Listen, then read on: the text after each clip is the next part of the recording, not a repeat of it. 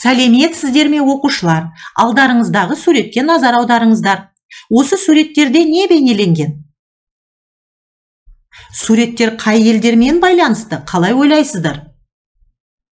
Неліктен адам саудасы сол уақытта орын алды? Балалар, дұрыс айтасыздар. Бұл құл иеленушілердің құлдарға қатысты аяусыз, жан түршігерлік жазалардың қолданғанын байқауға болады. Бүгінгі сабақтың тақырыбы ақш-тағы құлдық қалай жойылды? Оқу мақсаттары трансатлантикалық құлдықтың ерекшеліктерін анықтау, түрлі мемлекеттердің өнеркәсіптік даму сатысына өту процесінің ерекшеліктерін анықтау.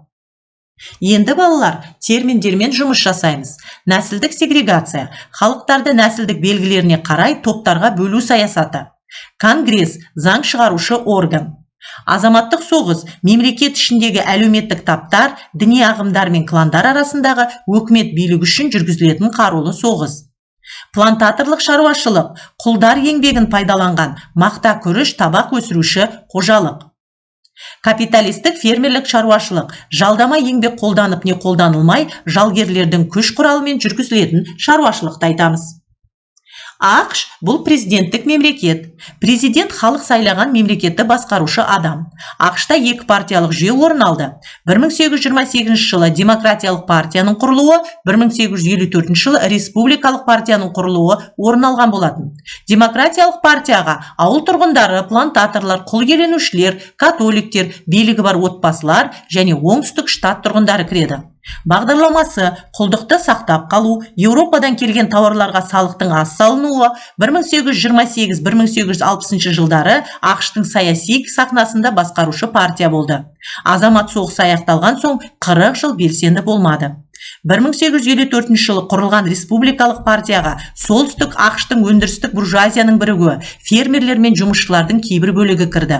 Бағдарламасы батыс жерлеріндегі құлдықты таратуға тыйым салу, батыстағы жерлерді қалаған азаматтарға үлестіріп беру, Еуропадан келген тауарларға салықтың көп болуы орын алды. Енді балалар, осы суреттерге назар аударыңыздар. Бұл суретте Авраам Линкольн, Джефферсон Дэвистің суретін көруге болады. Өнеркәсіп солтүстікте дами бастағанда оңтүстік аграрлы болып қала берді және бірталай артта қалды. Және де осы басқару бұрынғыдай оңтүстік штаттарының қолында болды. Бұл солтүстіктің наразылығын тудырды. 1860 жылы республикалық партиядан Авраам Линкольн ақш президенті болды. 1860 жылы желтоқсанда оңтүстік Каролина штаты өзінің одақтан кететіндігін жариялады. Нәтижесінде 1861 жыл ақпанда 11 оңтүстік штат жаңа мемлекеттің Америка штаттары конфедерациясының құрылғандығын жариялап, президентке ірі плантатор Джефферсон Дэвисті сайлады. 1861 жылы сәуір айында конфедерация әскері Самтер фортын жаулап алды. Линкольн оңтүстік штаттарды жаулап алушылар деп жариялап, азамат соғысы басталды. Азамат соғысы 1861 жылы 1865 жылдардың аралығында болды. 19 ғасырдың ортасында ақштың солтүстігінде жалдама еңбек пен оңтүстік штаттардағы құл еңбегі арасындағы қайшылықтардан туындаған соғыс болатын. Ал енді балалар, мына бейнероликке назар аударайық. Осы бейнероликке назар аудара отырып балалар, мына сұраққа жауап беріңіздер. Азамат соғысы не себепті туындады және бұған не түрткі болды? 1861 жылдың сәуір айында солтүстік пен оңтүстік штаттар арасында азамат соғысы басталды. Оңтүстіктің президенті Джефферсон Дэвис оңтүстікте құлдық экономиканың негізі болғандықтан құлдықтың ешқашанда жойылмайтындығын айтты. Әрбір соғысушы жақтың өзінің кемшіліктері мен басымдықтары болды. Солтүстікте халық саны 21 миллион болса, оңтүстікте небәрі 9 миллион адамды құрады.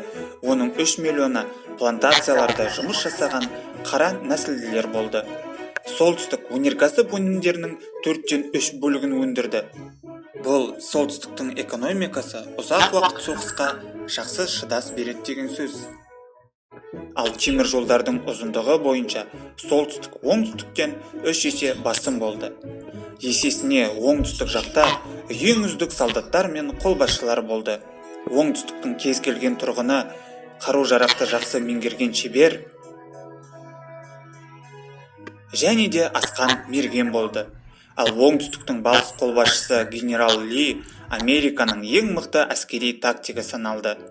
Алғашында оңтүстік штаттар жеңіске жетіп жатты. Вашингтон түбінде конфедераттар солтүстіктің әскерін 2 рет ойсырата жеңді. Азамат соғысы ұзаққа созылып кеткендіктен, солтүстіктің үкіметі батыл шешімдерге барды.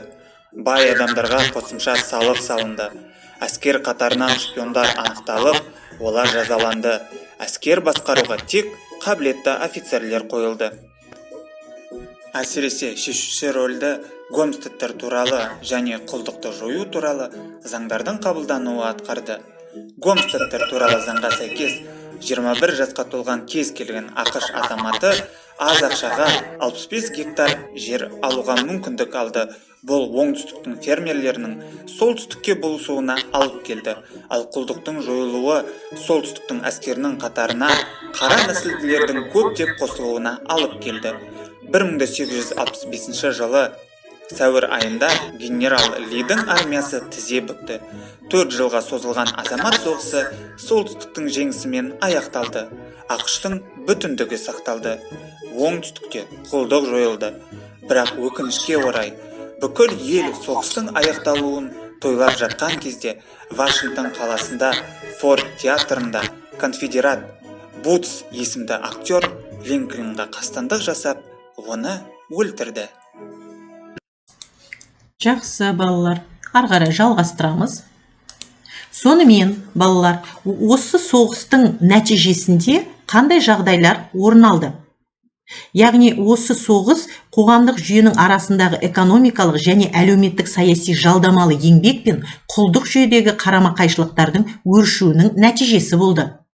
Ал енді 1862 жылдары Линкольн үкіметімен екі маңызды заң қабылданды. Гомстедтер туралы заң және құлдарды азат ету актісі қабылданды.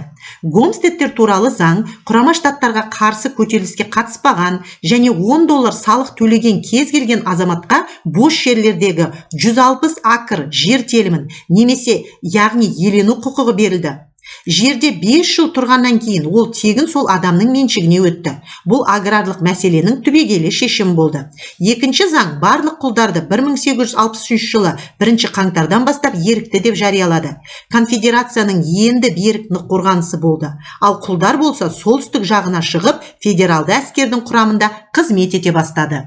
1864 жылы оңтүстіктің бас қолбасшысы болып генерал Грант тағайындалған болатын. Оның әскері конфедерация астанасын қоршап алып, 1865 жылы оны иеленді.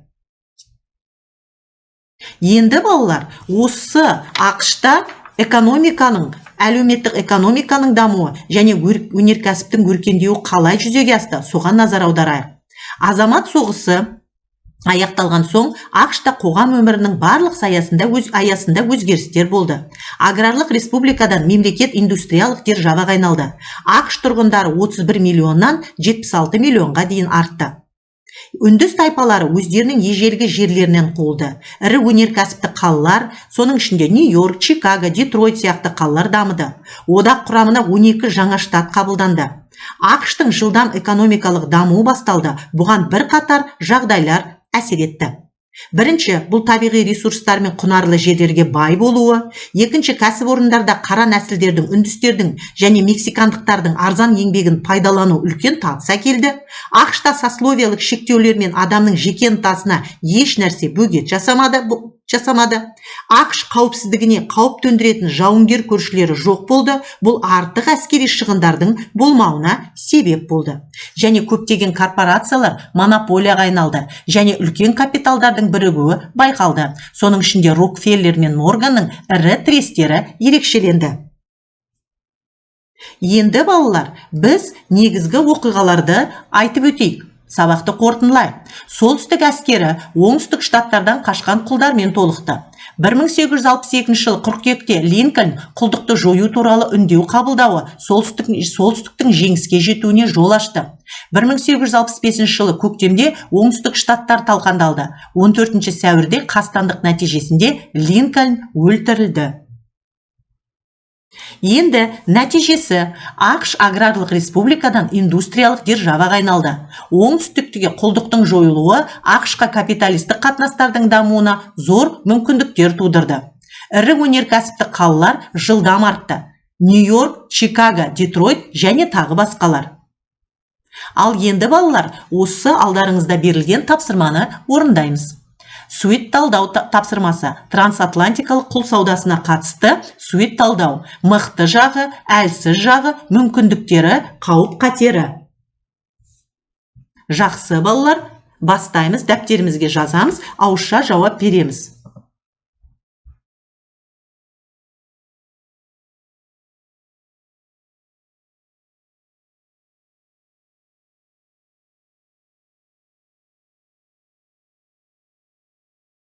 Жақсы, өте жақсы балалар.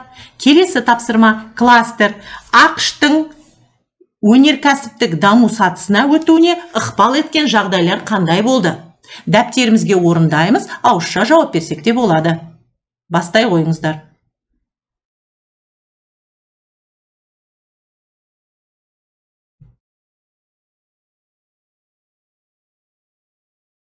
Өте жақсы балалар. Үшінші тапсырма балалар, мына оқиғаларды жылдармен сәйкестендіріңіздер. Дұрыс жауаптарын дәптеріңізге жазыңыздар, болғаннан кейін айтсаңыздар болады. Бастай қойыңыздар.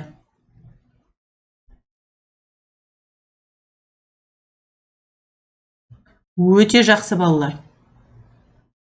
Ал енді балалар, оқу тапсырмасы. Неліктен 1861-1865 жылдары ақштағы соғыс құлдықтан бас тартуға келді? Дескриптор эссе құрылымын сақтай отырып, тарихи ұғымдарды қолдана отырып, кем дегенде 3 дәйек, 3 дәлел келтіре отырып, эссе жазамыз. Және де осыған орай қорытынды шығарамыз. Ал енді балалар, сабағымыз аяқталды, сау саламат болыңыздар.